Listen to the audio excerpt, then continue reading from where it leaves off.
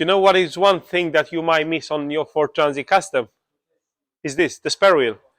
This is epidemic. The spare wheels are getting stolen at an incredible rate on Ford Transit Custom. And the thing is, this is so easy to get them off, because what they do, look, this is one of them, and we had so many around them. While the wheels is underneath here, is located under the boot floor. They come here with a saw and they cut a cable, and then the wheel drops down and they get it. So if you have a Transit Custom, check if you still have the wheel. If you obviously don't have it, you might get stranded at some point when you have a puncture.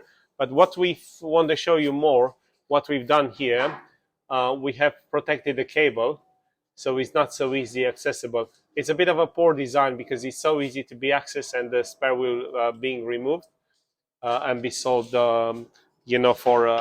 for cheap peanuts on eBay and stuff.